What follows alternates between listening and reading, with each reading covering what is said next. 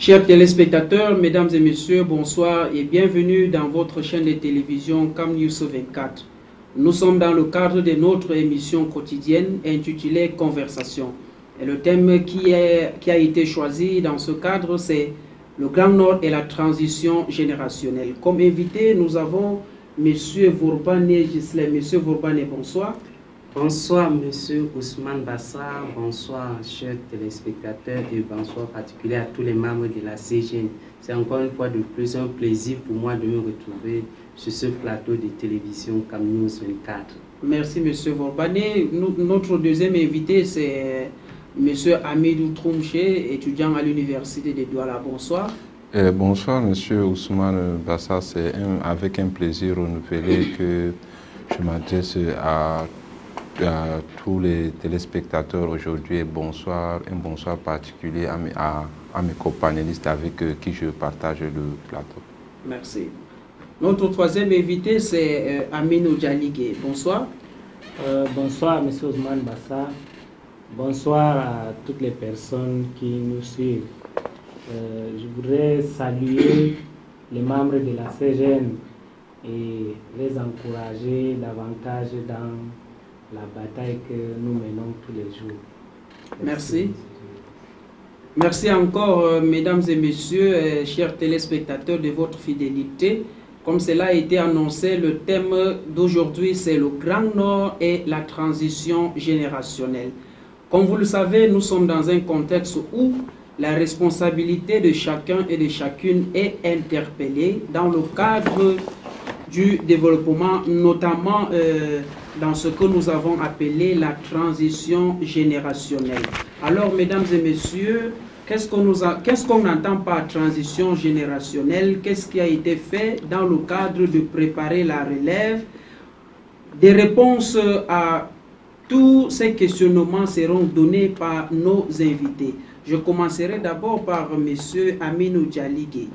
La transition générationnelle, qu'est-ce qu'on peut retenir de cette notion? Ok, merci M. Ousmane Bassar. C'est une question que je n'y attendais pas parce que définir la transition générationnelle, ça saute à l'œil nu. Mais il faut quand même qu'on s'accorde, n'est-ce pas, sur certains termes ici pour pouvoir, n'est-ce pas, faciliter la conversation, n'est-ce pas, sur ce thème. Alors, je peux donc commencer d'abord par définir ce que c'est même la génération. Je vais dire que la génération, c'est un mot qui est simple et diversifié, n'est-ce pas, selon les contextes. Alors, la génération peut être considérée comme l'ensemble de personnes qui vivent, n'est-ce pas, une même époque et qui ont sensiblement le même âge. Et on peut donc constater que si on met en avant, n'est-ce pas, le paramètre âge, on peut parler de génération, n'est-ce pas, un cycle de 25 ans. Mais la génération ne se limite pas seulement au niveau de l'âge. Il y a également les mutations ou bien les changements, par exemple, qui traversent notre beau monde, qui font, n'est-ce pas, faire évoluer, n'est-ce pas, la vie de tout le monde. Et ça crée, n'est-ce pas, les générations. On peut donc se baser à ce niveau-là sur les mutations comme par exemple le numérique. Imaginez un instant, M. Ousmane Bassar, aujourd'hui on parle de la génération Android. Vous voyez donc que ça ne se limite pas seulement à l'âge. On parle même aujourd'hui par exemple de la génération de Paul Biya. Avant on parlait de la génération de Ahmad Ahidjo. Donc la génération ne se limite pas seulement à l'âge. Ça va donc dépendre dans notre débat. C'est vous qui êtes le présentateur. Je ne sais donc pas quel domaine que vous allez embrasser et on est là pour répondre à ça. Dans tous les cas, nous allons arriver. Merci pour cet éclairage, M. Aminou Djaligé. M. Vourbane Gislain, j'ai oublié tout à l'heure d'apprécier votre beau costume. Vous êtes excessivement bien habillé là. Merci. Alors, Monsieur Vourbane, avez-vous quelque chose à ajouter sur la définition qui a été donnée par votre copanéliste? Ce que je vais ajouter ici est que, contrairement, n'est-ce pas, à ce que les Camerounais pensent maintenant sur le sujet qui meuble, n'est-ce pas, les réseaux sociaux en ce qui concerne la transition générationnelle. La transition générationnelle regarde tous les secteurs d'activité, tout domaine, que ce soit économique, politique, agriculture, technologie, tout le domaine. Il doit, n'est-ce pas, avoir une transition. C'est d'abord de relayer les savoir-faire, les compétences, le dynamisme d'une génération à une autre génération. Et ce savoir et compétences doivent, n'est-ce pas, être dynamiques, c'est-à-dire ça doit, n'est-ce pas, se développer, prendre, n'est-ce pas, un nouveau visage en fonction des évolutions, mais sans toutefois oublier les bienfaits de la génération antérieure. Voilà, n'est-ce pas, ce que je voulais, n'est-ce pas, ajouter en ce qui concerne la transition générationnelle. Merci, monsieur Vorpane. Et monsieur Amidou Troumché, il est étudiant à l'université de Douala, juriste. Monsieur Amidou, qu'est-ce qu'on peut retenir du point de vue juridique? Qu'est-ce qu'on peut retenir de la transition générationnelle, du point de vue juridique? Monsieur Ousmane, permettez-moi, si possible, avant d'entrer dans le vif du sujet, de saluer d'abord ici la bravoure, le courage, le dynamisme d'un jeune Camerounais en la personne de Francis Ngannou, qui a su porter haut le flambeau du Cameroun sur le plan international, mondial. Nous félicitons d'ailleurs. Je voulais dire par ceci qu'aujourd'hui, comme quelqu'un le disait, la jeunesse est le fer de lance de la nation. Parce que ce que nous avons vu vraiment, bon, c'est quelque chose d'extraordinaire. Ce que vient faire le jeune Francis Ngannou, c'est quelque chose, je ne sais pas comment le qualifier. D'ailleurs, je fais un petit coucou, comme le disait quelqu'un, à Djaïdi Amal. Donc, vous voyez, quand on essaie de voir aujourd'hui ce que les jeunes Camerounais essayent de faire, donc nous essayons de dire que effectivement, nous pourrons prendre la relève de demain. Et pour entrer dans le vif du sujet, il faut comprendre que la définition de la transition générationnelle, c'est une définition qui est un peu vague, donc il n'y a pas une définition exacte. Mais dans notre contexte, quand on parle de la transition générationnelle, on fait aspect ici au niveau de la démocratie. C'est pour cela que je souligne l'aspect démocratique. La transition générationnelle dans le champ démocratique ici, il y a les autres qui pensent que la transition générationnelle se fait toujours au sommet de l'État. C'est d'ailleurs la question que le ministre d'État, le ministre de l'Enseignement supérieur, Jacques Famine Dongo, aurait souligné, qui disait que la transition générationnelle ne se fait pas au sommet de l'État. La transition générationnelle, pas seulement au sommet de l'État, effectivement. Oui. Pour dire que la transition générationnelle peut se faire encore dans l'entreprise de M. Vorban et dans l'entreprise de M.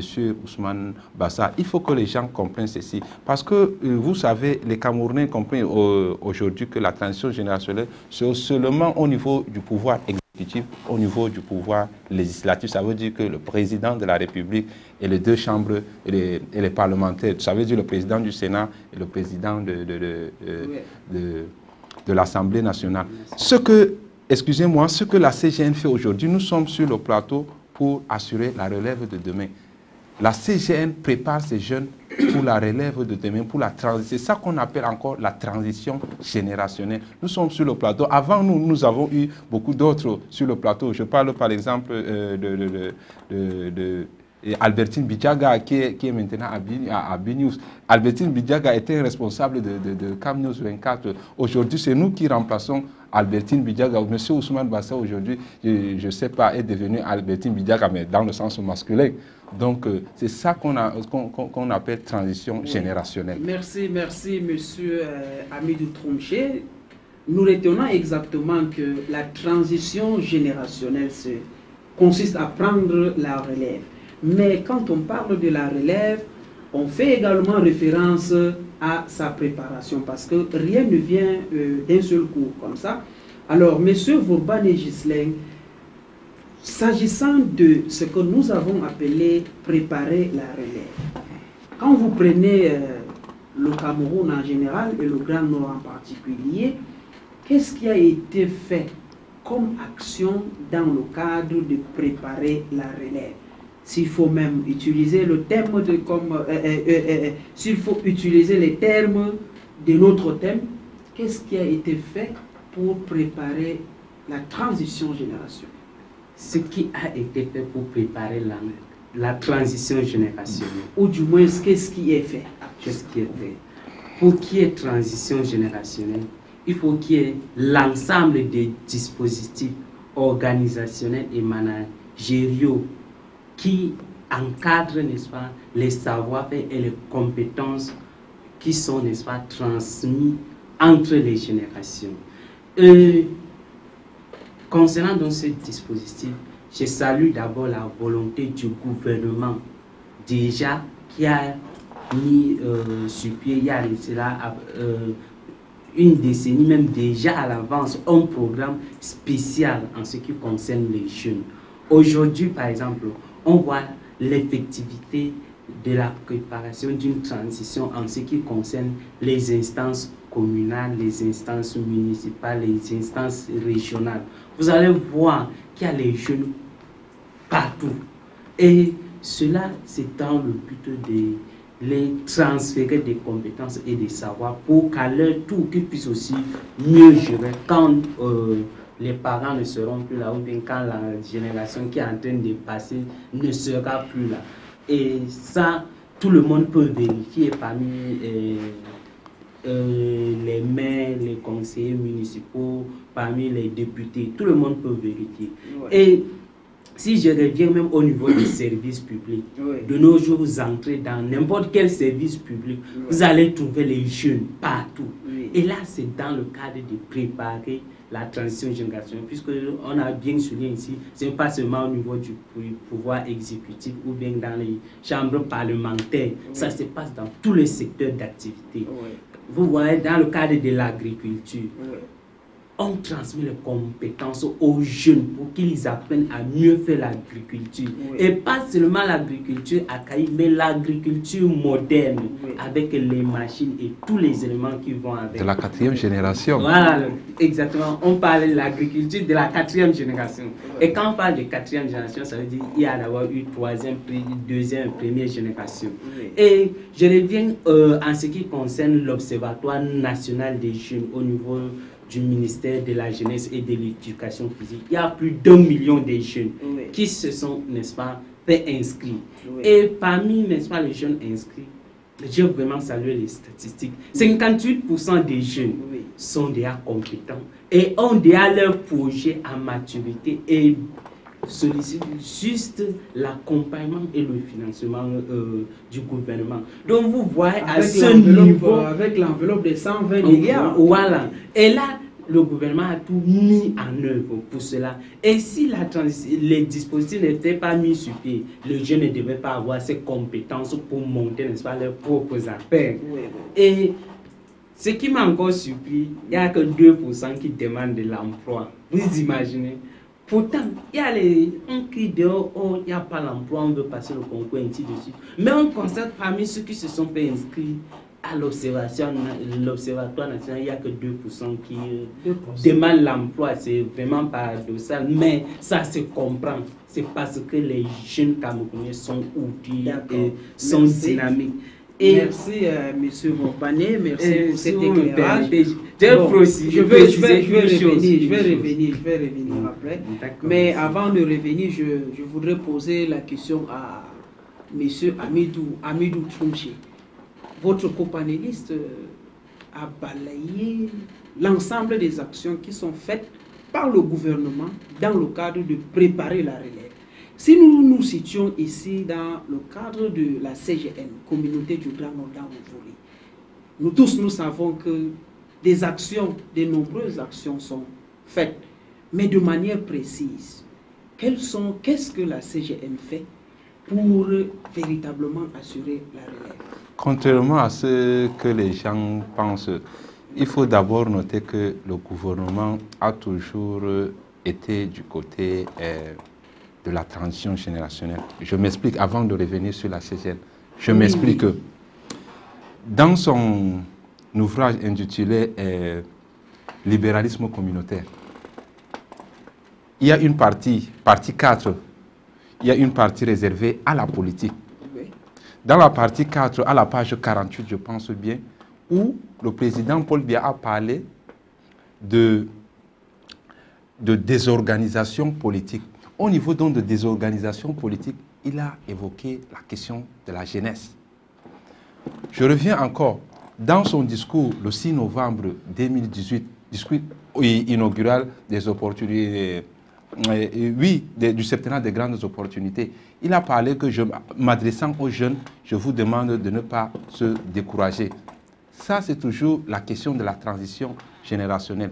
Et pour sortir de là encore, le président Paul Biya, lors de son interview du colloque en France, on l'avait posé la question de savoir si à la fin de son mandat, s'il préparait un dauphin. Il dit que bon, le Cameroun n'est pas un État monarchique où c'est l'oligarchie qui règne, mais juste c'est un État démocratique. Exactement. Pour dire que la transition générationnelle ici est ostensible, la transition générationnelle commence déjà à venir. Revenons donc là sur la question, ce que la CGN a fait. Tout à l'heure, en sortant, je vous avais souligné que ce que nous faisons aujourd'hui, ce que la CGN fait aujourd'hui, vous savez que la CGN aujourd'hui investit beaucoup plus sur la jeunesse. Donc, et vous savez aujourd'hui, la jeunesse qui a été bien formée, est une, donc, je veux dire quoi, c'est en quelque sorte constitue des socles pour le développement, non seulement de sa communauté, mais par extension de la communauté nationale. La CGN aujourd'hui, nous sommes là sur le plateau. Oui. C'est cette transition générationnelle que la CGN fait. Avant nous, j'avais martelé tout à l'heure, avant nous, il y avait eu des responsables, mais ils ne sont pas là aujourd'hui. Donc la CGN nous prépare pour prendre la relève de demain. Les différentes formations que la CGN organise, les différentes colloques que la CGN organise aujourd'hui pour former ces jeunes, notamment dans le domaine agro-pastoral, oui. Dans les autres domaines, c'est en quelque sorte, la CGN donc s'inscrit dans le domaine même de ce que la CGN essaie d'accompagner le gouvernement. Il s'inscrit donc dans le domaine de ce que le gouvernement même recherche aujourd'hui. Vous savez, depuis, je pense bien depuis l'année passée, la CGN par son illustre superviseur avait envoyé les gens dans le ranch de Goundé pour se former dans le domaine agro-pastoral. Oui. Et l'autre avait souligné tout à l'heure, 4e génération.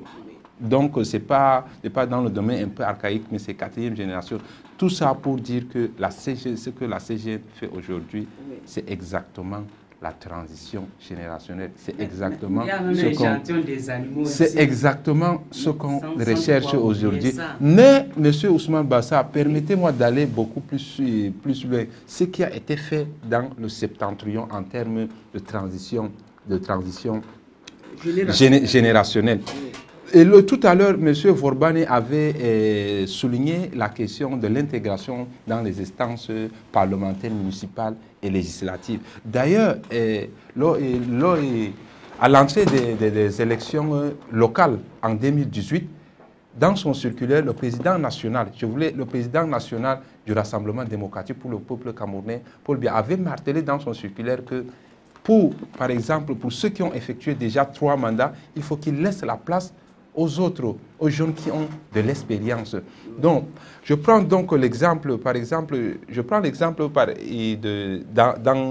dans mon département, par exemple, la commune de Mokolo. Nous avons un jeune docteur qui assure donc la relève là-bas. C'est ça qu'on recherche beaucoup plus. Moi, d'ailleurs, je les ai, à la sortie des élections, je les ai martelés qu'en 2025 ou 2026, si les élections, on repousse les élections, je serai d'ailleurs candidat aux élections locales, soit député, soit député, soit... Non, je l'ai déclaré avant cela. Ça fait particulièrement depuis 2 ans que je déclare. Vous rappelez alors vos Oui, je rappelle toujours mes habitudes. Je serai un élu local, soit maire ou soit député. C'est ça, en quelque sorte, la transition générationnelle. Merci, merci. Vraiment, s'il faut citer les actions réalisées ou menées par la CGN, on peut passer toute une nuit ici. Effectivement, on peut passer une nuit. Passer toute une nuit. Que ce soit au niveau de la fonction élective ou soit la fonction non élective. Exactement. Et nous retenons que la CGN s'inscrit dans la même vision d'accompagner les jeunes que le gouvernement. Effectivement. Alors, Monsieur Aminou Djaligé, tout à l'heure, Monsieur Vauban et Ghislain a souligné un point très important. Il a dit que selon les statistiques du Fonds national de l'emploi, de l'Observatoire national, on constate qu'il y a seulement 2% des jeunes qui ont toqué à la porte pour demander de l'emploi. Est-ce qu'au regard de cette statistique-là, on peut affirmer que les jeunes sont conscients du fait que la relève se repose sur eux et ils ont le devoir de s'appliquer, ils ont le devoir de s'enrimer avec la volonté des dirigeants, avec la volonté de tous ceux qui s'investissent pour accompagner les jeunes. Ok, merci M. Ousmane Bassa. Je suis très content, n'est-ce pas, d'avoir, je vais dire quoi, d'avoir la chance d'intervenir sur cette question parce que M. Vauban a dit quelque chose qui m'a plu au départ quand il a commencé à parler, mais il a fini par dire que c'est plutôt un paradoxe. C'est-à-dire que le fait que seulement 2% ont toqué pour chercher de l'emploi et les autres, je vais dire quoi, vous avez parlé de 2%, ça veut dire 58% ont leur projet bien en maturité. C'est investi dans le domaine de l'entrepreneuriat. De financement. Ça veut donc dire que 56% ont pu, n'est-ce pas, se battre et obtenir, n'est-ce pas, ou bien créer leurs propres entreprises. Oui. Alors, moi je crois que ce n'est pas un paradoxe, c'est plutôt à saluer. On peut donc plutôt remercier en fait, j'ai dit c'est paradoxal parce que... Maintenant, oui, vous aurez la parole tout à l'heure, M. Vauban. Ok, merci, M. Ousmane Bassa. Concernant la question que vous m'avez posée, selon laquelle est-ce que les jeunes savent que la transition générationnelle ou bien ils ont aussi une part de responsabilité dans certaines choses. Je voudrais donc dire que nous avons un certain nombre de connaissances que nous avons déjà, qui ne sont pas souvent formalisées. C'est-à-dire que, je veux prendre l'exemple de la formation. Vous voyez, tout le monde aujourd'hui va vous dire, en tout cas tous ceux qui sont allés à l'école vont vous dire qu'ils sont formés et puis, à un moment donné, les connaissances sont de périphérie. Il n'y a pas de profondeur dans les études. Du coup, lorsque nous voulons compétir, on a, n'est-ce pas, cette difficulté-là parce que la génération qui est passée n'a pas les mêmes critères de compétition comme nous aujourd'hui. Alors, je voudrais donc ainsi parler de la formation, la visée de l'excellence comme étant, n'est-ce pas, un élément que les jeunes doivent, n'est-ce pas, formaliser en eux, si jamais ce n'est pas encore fait. Et il faut le dire, M. Ousmane Bassa, si on rentre dans le Grand Nord, aujourd'hui, on peut dire que les jeunes sont vraiment conscients parce que, vous savez, si je rentre 20 ans en arrière, vous pouvez arriver dans un arrondissement ou dans un département, vous ne pouvez même pas voir un docteur. Mais aujourd'hui, les docteurs sont versés dans le Grand Nord, les ingénieurs sont versés dans le Grand Nord et on voit les nordistes, n'est-ce pas, compétir à l'échelle nationale, à l'échelle internationale. Je voudrais également souligner le dynamisme des jeunes. Alors, les jeunes sont très dynamiques et cela, n'est-ce pas, va de soi. Ça permet à ce que on ne s'inquiète pas de pouvoir, n'est-ce pas, léguer, je vais dire quoi, une fonction ou je ne sais pas quoi d'autre à un jeune, parce que ça devient déjà rassurant. Il y a également l'expérience. Les jeunes acquièrent, n'est-ce pas, beaucoup d'expérience parce que à chaque côté d'un vieux, il y a un jeune, n'est-ce pas, qui travaille en collaboration avec cette personne-là. Et on voit donc que les jeunes sont confiants parce qu'on trouve vraiment ces jeunes-là à côté de ces vieux. Mais tout de même, il faut quand même le dire, les responsabilités sont partagées à ce niveau, M. Ousmane Bassar, parce que il n'est pas seulement du côté des jeunes.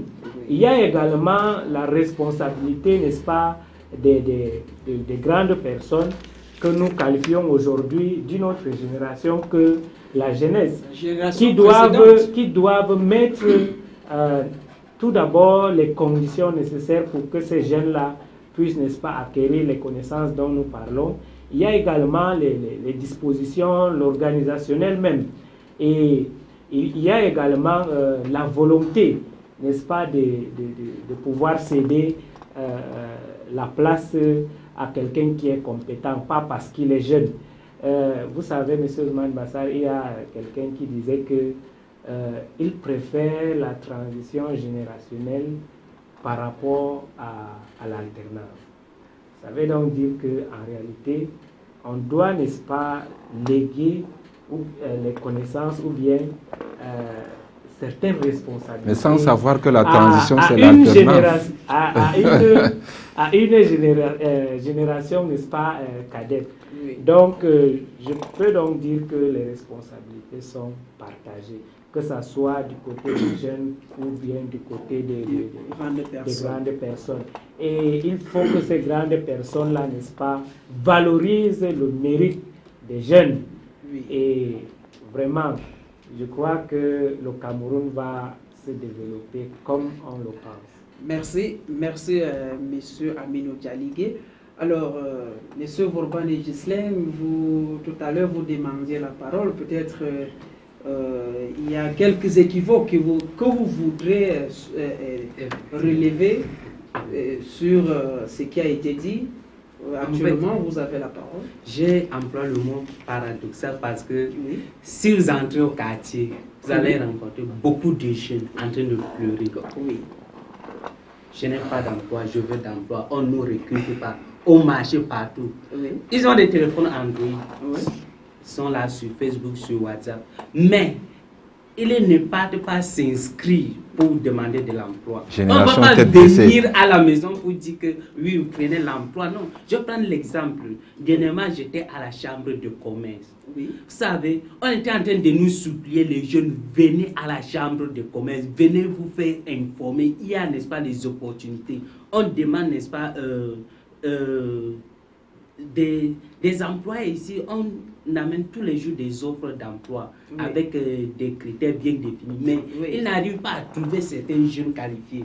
Mais j'étais étonné qu'on me supplie de passer de temps en temps faire le tour là-bas et de sensibiliser les jeunes à venir faire le tour. Donc vous voyez, quelque part aussi, nous les jeunes, ça dépend de nous, c'est de notre faute, parce qu'on ne cherche pas totalement l'information. Et surtout, il faut noter de nos jours, les informations viennent même à nous. Je prends par exemple le programme TIP que UBA a lancé pour financer $5 000 les projets UBA, oui. TIP, hier même la directrice sous-régionale était là à la CGN pour travailler avec les jeunes entrepreneurs. Et j'ai envoyé, n'est-ce pas, l'information à certains jeunes, ils ont dit, ah, c'est compliqué. Vous imaginez. Donc, les jeunes veulent, certains jeunes, puisqu'il y a les jeunes qui travaillent, il y a les autres qui veulent seulement des choses non compliquées, simples. Et ce n'est pas comme ça que ça fonctionne, surtout de nos jours. Il faut, n'est-ce pas, se battre. Il faut d'abord travailler, acquérir des compétences, parce que c'est ça qui est valorisé aujourd'hui dans la société. Tant que vous n'avez pas de compétences, on ne peut pas vous accepter. Moi, j'ai, n'est-ce pas, eu beaucoup de témoignages de personnes qui ont accepté de travailler gratuitement dans l'entreprise, mais ont fini, n'est-ce pas, par devenir chef d'entreprise parce qu'ils se sont, n'est-ce pas, investis d'abord pour acquérir des compétences. Et leurs compétences, n'est-ce pas, les Ils ont montré qu'elles sont approprier. compétentes. Oui, c'est de ça qu'il est question. Et la transition générationnelle repose aussi, n'est-ce pas, sur la base des compétences. Merci, monsieur Vorban, et j'espère que le message est passé au niveau de nos téléspectateurs jeunes. Alors, monsieur Amidou Troumché, votre copanéliste a souligné le problème du laxisme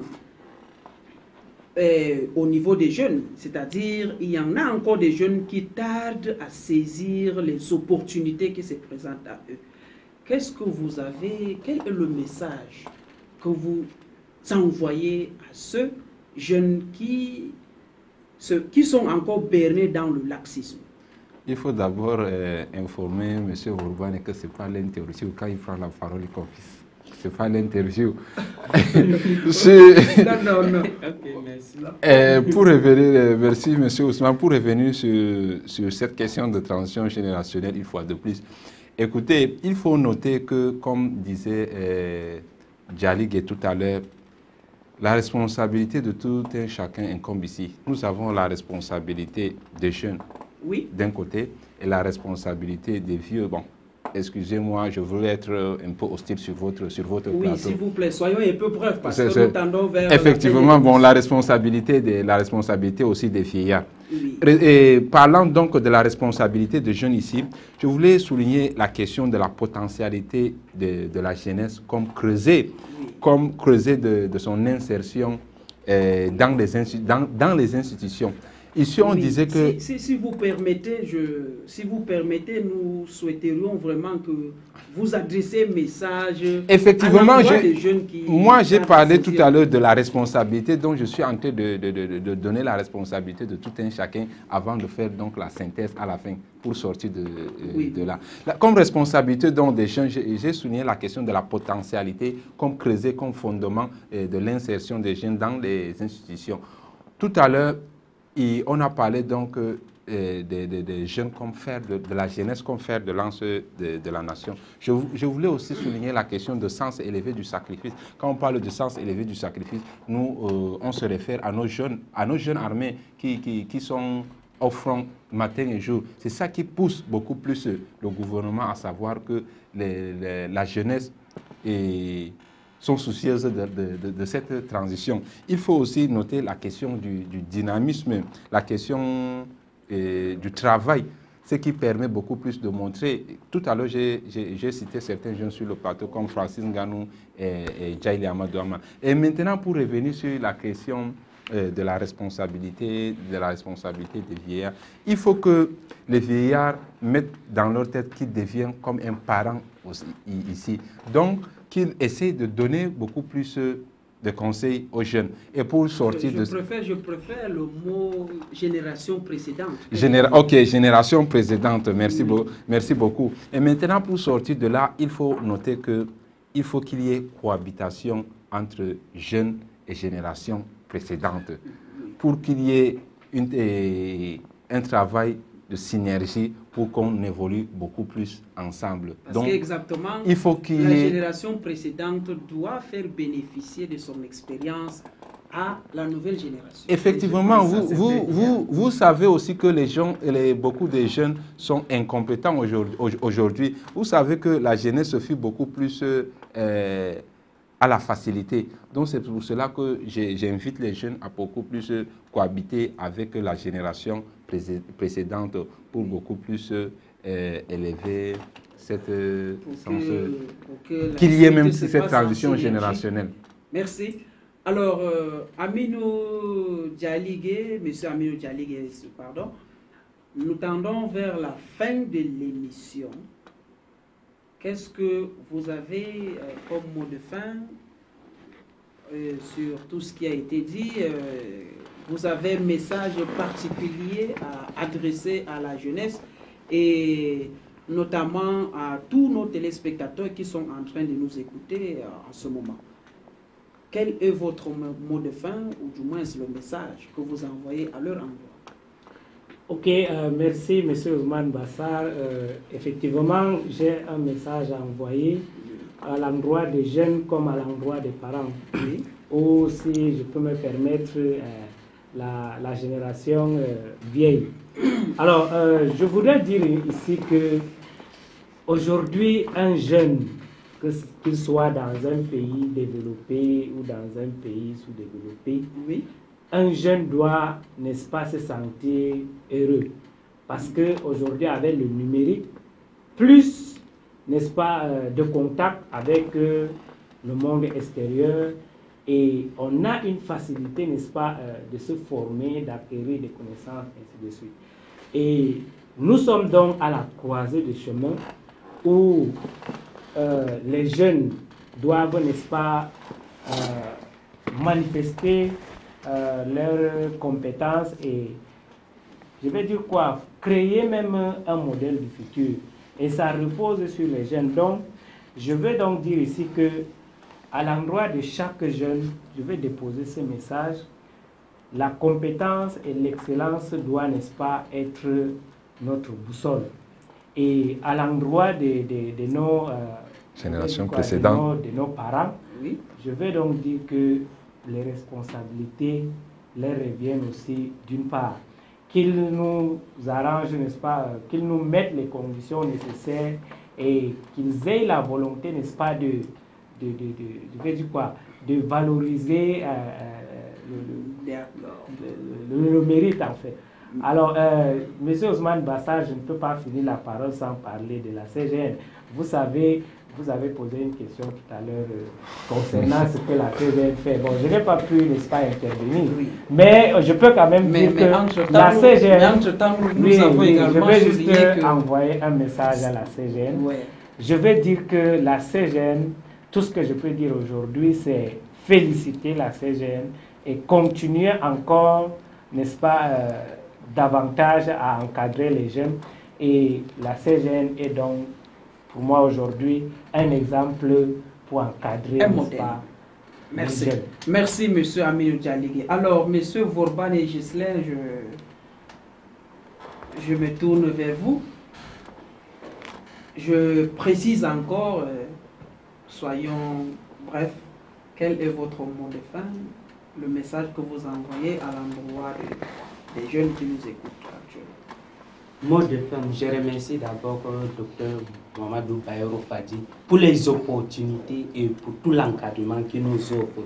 Oui. Vraiment, cela est visible et ça porte du fruit. Oui. Nous sommes là parce que nous sommes, n'est-ce pas, les fruits de l'encadrement. Oui. Et je veux aussi remercier, n'est-ce pas, deux petites structures d'innovation. Oui. Je vais prendre l'innovation technologique Hakila, qui n'est pas un projet instauré par les jeunes de la CGN. Je veux prendre, n'est-ce pas, Tagus, qui est, n'est-ce pas,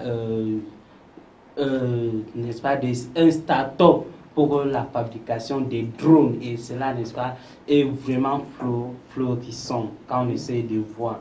Et c'est pour dire que nous avons beaucoup d'opportunités de nos jours. Oui. Donc, si nous, les jeunes, nous avons des compétences, on peut se mettre dans un secteur, on s'est dit, on va faire telle chose, et il y a, n'est-ce pas, beaucoup de structures qui peuvent nous accompagner. Il y a au moins 4 banques qui sont passées à la CGN, et ils veulent, n'est-ce pas, des projets bancables et viables. Là, le travail maintenant nous revient, nous les jeunes. Donc, ce sont des dormis, n'est-ce pas, et de nous balader dans les réseaux sociaux avec nos smartphones. Nos smartphones, autant pour moi, utilisons-les, n'est-ce pas, pour la bonne cause et recherchons les informations. À l'aide de votre téléphone, vous pouvez travailler, vous pouvez obtenir de l'emploi. Merci. Voici, n'est-ce pas, Merci, M. Vorban. Monsieur Amidou Troumche, votre mot de fin et le message à l'endroit de tous ceux qui nous écoutent. Comme mot de fin, je voulais dire ici que ce que j'ai souligné tout à l'heure, il faut qu'il y ait beaucoup plus la cohabitation entre la génération précédente, comme vous l'avez souligné, ça c'est votre propos, moi je mets entre guillemets, Oui. et les jeunes, pour qu'il y ait un travail bien fait, pour qu'ensemble nous essayons de construire et de sauvegarder le Cameroun uni comme a voulu nos pères. Et je voulais beaucoup plus encourager le dynamisme des jeunes de la CGN ici. notamment ces jeunes entrepreneurs qui, leur plateforme a été créée récemment, mais qui essayent beaucoup plus de se démarquer. Et je salue beaucoup plus leur bravoure avec leur président qui est toujours au four et au moulin pour essayer beaucoup plus de mettre haut la main l'image de la CGN. Merci, monsieur Amidou. Alors, mesdames et messieurs, nous sommes arrivés au terme de notre émission et nous espérons que nous avons pu toucher à notre manière les questions fondamentales qui concernent la transition générationnelle. Nos sincères remerciements à tous les téléspectateurs qui ont consacré leur temps pour regarder cette émission, à la régie pour la qualité de l'émission et à la CGN qui nous offre cette opportunité. Merci et à la prochaine.